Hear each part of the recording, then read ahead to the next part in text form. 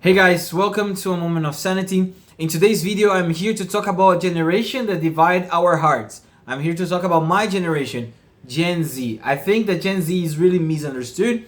I think that no one until nowadays made, at least from what I saw, okay, clear diagnose or the core, how to say, problem that Gen Z is trying to figure out.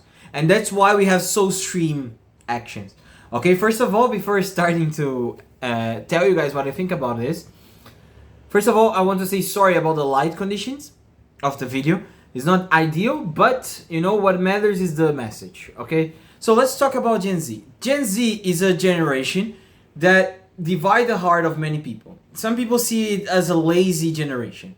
Some people see that it's a generation that doesn't listen, that is always changing jobs, is not reliable. At the same time, you have the other side. The thing is, Gen Z, it's a good generation. Like in the Catholic Church, some people would say it's a generation that is converting, coming back to tradition, and etc.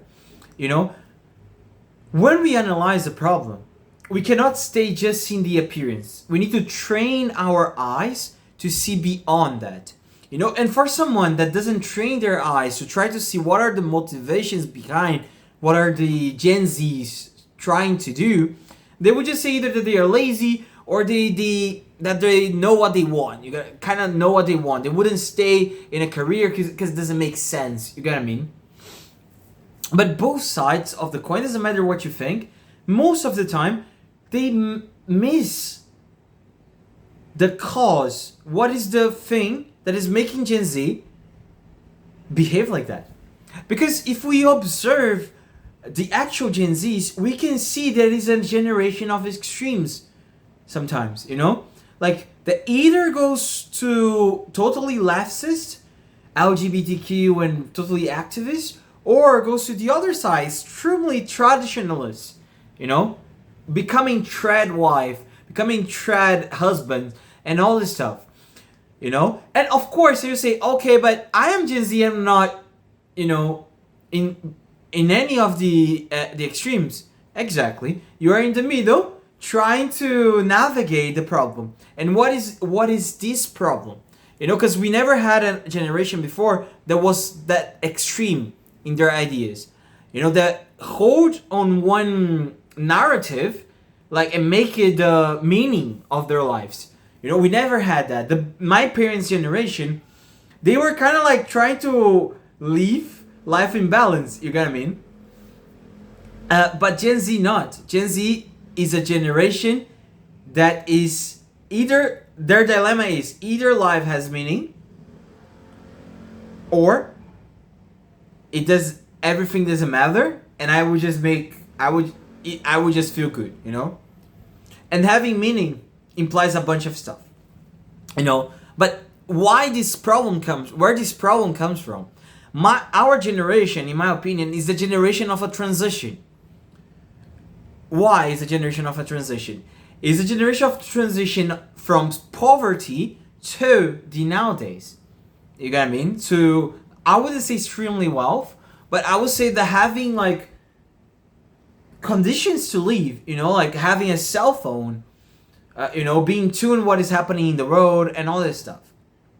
And this makes a huge impact in Gen Z. Why? Because before, the life meaning was to take the whole family out of poverty. My grandma lived in poverty. My mom experienced poverty. After 2 generations trying to bring you out of poverty, you finally come, in a world that is quite materially stable. We don't really suffer too much for not having stuff, for not having food. Most of the Gen Zs, I would say, at least the ones that live in big cities and etc., we don't suffer because of that. And that was the life meaning of before. So our parents, my parents, many of my friends' parents, they have this idea that we should be strong, life is tough and we should be strong, and trying to conquer a comfortable life because the material conditions weren't ideal, because they were relatively bad. You know, it's not that my dad will say like, "Oh, I want to ride a bicycle," and he just go there and buy one. He would need to save a lot of money to buy one bicycle. You know what I mean? Not just the bicycle itself, about food and all this stuff. It's not that he starved, but I mean, you wouldn't eat what you want, right? But nowadays, we we have those conditions. So this is one of the biggest factors that influence Gen Z, in my opinion. And from the old people that I talk with, actually their problem with Gen Z is that, like, it looks like Gen Z see the world from another perspective. Like, people before Gen Z, they think like, just work hard, just work hard, just work hard, and you will have things. But Gen Z would ask, why working hard? So my generation was, I believe at least, the first generation, the old generation. Not that nihilism didn't exist. Of course it existed and influenced it, had an impact in society. I'm not saying that. But my generation was the first one to live in completely nihilism, because even the material meaning that we had disappeared. Even the meaning that it was like, okay, I would take out my family out of poverty. I would take my mom, my dad out of poverty. Disappear. Why I need to study? Because I want to take them out. Why I need to do this? Because of that. Because I need to take them out. You know? Why I need to be tough? Because I want to take them off. Otherwise, otherwise I will not be able to change the situation.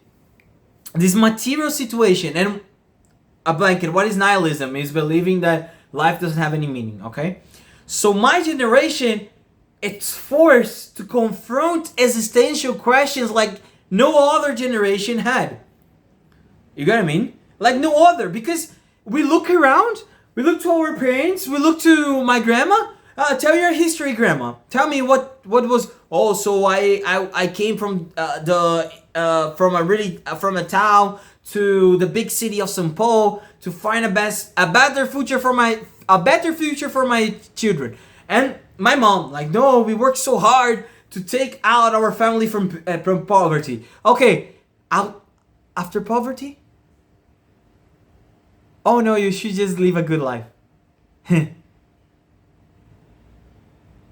So what you are telling me to do is live accordingly what I feel. And this is valid even for the religious families that preach a lot of morals and etc. But with your attitudes, what you're communicating is that just live a comfortable life. Don't care at all. You know what I mean? So for Gen Zs, we're literally nihilists. Like my parents, I have a bunch of friends' parents, they would tell them, do a career, do this, do that. And the first thing that comes in my mind is like, why? The first thing that you hear from someone, like, why? Why should I do a career? Like, why should I work 10 hours a day for a company that might not even recognize my effort? So what happened is that you keep changing the job. Because, why? Because you cannot find a life meaning. And that's why many find life meaning nowadays in religion. And of course, I'm trying to be neutral here. And of course, I believe that Catholicism is the truth. And I think that that's a good thing. But if we just analyze the movement inside of a Gen Z, is that I'm trying to seek a meaning in life. And if you see the other extreme too, you found the meaning in a political cause. In some sense, political causes, they can be really religious.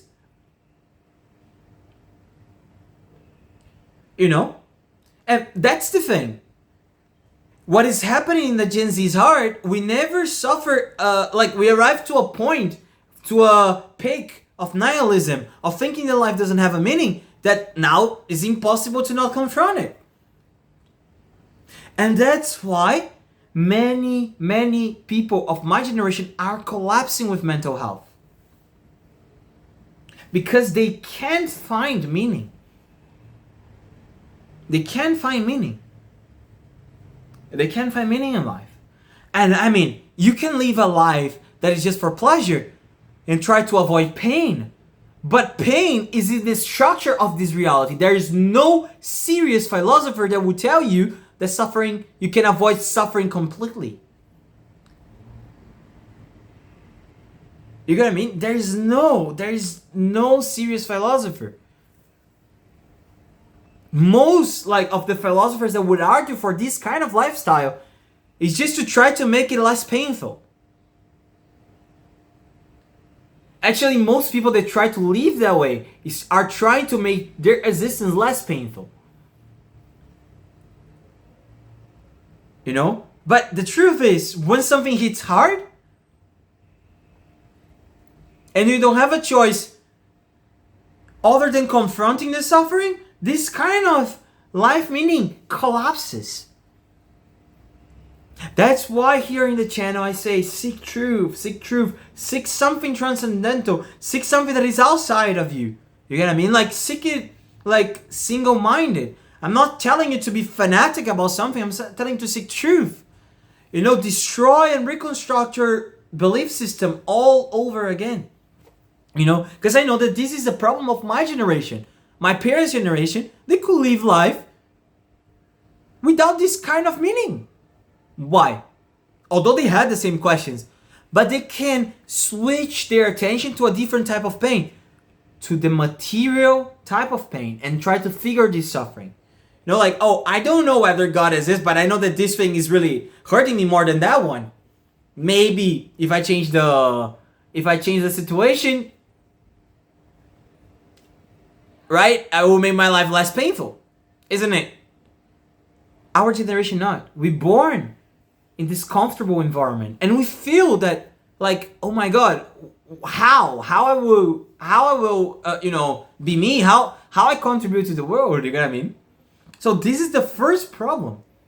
You know, our generation don't buy the kind of thing like just be strong, just be strong, just be strong. We buy the thing just be strong if it makes sense. You get what I mean? But not like our parents, just accept it and just accept it. You get what I mean? So this is the first characteristic. The second one is the internet. You know, and I think the internet makes a huge impact on someone's personality. It's way different you being developed in an environment that had internet and in an environment that didn't have internet. In my parents' generation, you had television. It already had an impact on them psychologically. Nowadays, we have the internet. And my friend, the internet is wild, you know? You have good stuff and bad stuff. And sometimes the bad stuff is way more than the good stuff. You get what I mean? And the thing is, like, we live in this world of internet. We grow up with this. You know, I still remember myself watching music made by people from my parents' generation with such a fucked up ideas, you know? You know, like, definitely, like, try to numb yourself as quick as possible. Who never listened to Sorry for Party Rocking, you know, like, that was a thing, you know, like, it was like, man, like, just, you know, make sex and you will be fine, you know. That's the biggest achievement that you can make, going to a party and sleeping with 10 girls, someone called me, you know. That's the biggest achievement that you can make, you know. So, oh my God, someone called me and I lost the attention. You know, so they sell this script for internet. And one thing about internet that changes the environment is, before, the people that you compare your life with the people around your surroundings. Even with television, you could see some people that you say, oh, this guy is great. But it's still a limited amount of people. With internet, everyone can take a camera and make videos in YouTube. Look to me. You know what I mean? Look what I'm doing. You know? I'm making videos to YouTube. Who am I? You get what I mean? And nowadays, you being a parent, you need to be conscious that you're not just competing to be example to your child against your, you know, people from your family and all this stuff, and you tell, no, your cousin did this and this is bad and blah blah blah. You're competing with people like Jordan Peterson. You're competing with people like Gabor Mate. You're competing with people like Zizek. You're competing with people like Charlie Kirk. You're competing with these kind of people. And I'm taking some people that are authentic, you get what I mean? Doesn't matter if it's from the left or the right or whatever. They're intellectuals and etc. But you're competing with these people. And not just these people that are good, the people that are bad too.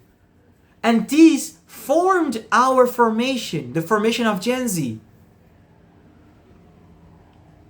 So what is the consequence of that in practice is you can have a really isolated individual that feels like he belongs to a group that is in the other side of the road, to a group that is in another city,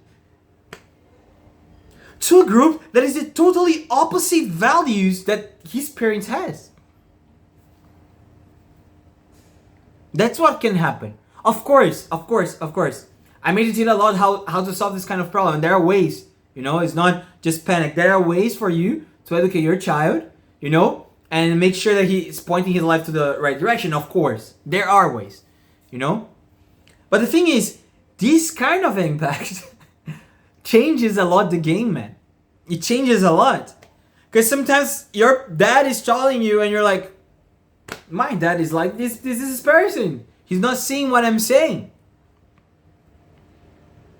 You get what I mean? He's not seeing what I'm saying. Oh, my dad don't understand my values and all this stuff. And not just my dad, my family, the people surrounding me.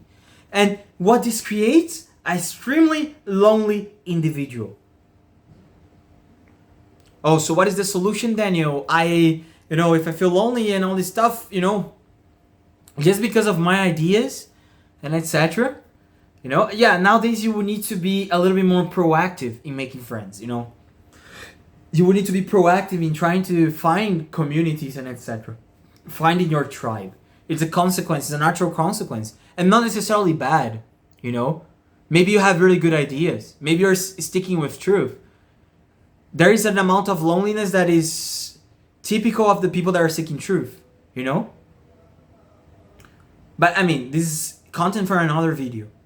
But these are the two things that many people don't talk about it. And even if they talk about the second one, that is the internet, they don't say the impact of it. What are the impacts of someone that is 13 years old watching pornography?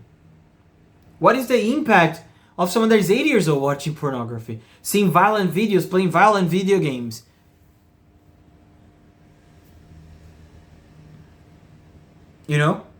Our generation was exposed to all this kind of stuff, the good and the bad. And then people wonder why you guys are collapsing. Because of your fault. When someone from a previous generation say, your generation is too weak, I tell them, it's your fault. I'm entering the game now. I'm entering the game now. And you're blaming me for entering now? Because the world is in this way? You're blaming me because I have this problem?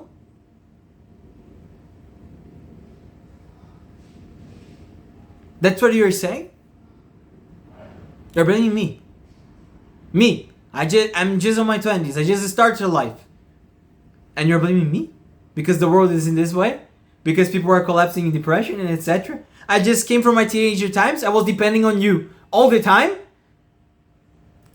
It's interesting because people forget about childhood. Like, it doesn't matter which generation. I'm not trying to blame anyone. But I'm saying it's really logical to think. Look, if you're blaming me, I'm in my 20s.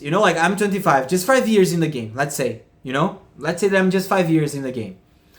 I depended on my parents since from 1 to 10, I depended on my parents, right? Depend extremely, 100%. Where I go, need to tell them. I just go where they want me to go. And all this stuff. You get what I mean? Yeah? From 12 to 20, little by little, it starts to become less than 100%, but it still become at least 50-50. Because I don't have the financial conditions to do whatever I want. In most cases. And even if they allow you to do whatever you want, it's because they wanted you to do. So you still depend on them. You get what I mean? So now that I'm 25, I just enter 5 years in the game. Not even 5 years, because if you take a teen, he enters in college on 18, so 22. I am just 3 years in the game. You're 25 years in the game, and you come to me and blame me why you're this way. Maybe because I never had guidance, isn't it? But of course, why I said that I'm not here to blame, because you start to blame, you will blame the previous and the previous and the previous and the previous and previous generation. I'm assuming the bear of my generation. And I invite you, my friend, if you're Gen Z, to assume that too. To make an end in the cycle. You know what I mean? Make an end. If your parents were fucked up, reintegrate that and say, I will not be fucked up like them. You know what I mean? I will be greater than them. I will be 5 times, 10 times greater than them. If your parents were great, good for you. You look back what is good, you take that, embrace that, and improve it, you know, for the next generation. And that's the thing. That's the thing. You know? Sorry guys, it just makes me really pissed when people blame Gen Z. Oh, Gen Z is like this, Gen Z is like that. It's because of them. Who took care of us? There is this taboo that you cannot talk about, parents and parenting and all this stuff without, being, oh no, because yeah, I know, the parents, they sacrifice a lot to have the child. Yeah, I know, you sacrifice a lot of nights to take care of Gen Z and etc. But let's be honest, no one was expecting that internet would have that impact. No one was expecting. No one was expecting that these Facebook, these big tech companies will study the weakness of human beings just to make them addicted to it. You got what I mean? No one was expecting. So stop blaming Gen Z. Stop blaming. Come on. Let's assume the problem and stop blaming each other. You got what I mean? Let's fix it. Oh no, but it's not my problem, it's them, blah, blah, blah, blah, blah, blah. Okay. So you're part of the problem. You're part of the problem. Everyone is seeing the problem. You see the problem, you don't do anything, you're part of the problem. You're part of the problem. Okay? This video is becoming long, so let's finish here. Please subscribe, leave the like button, and live your life sanely.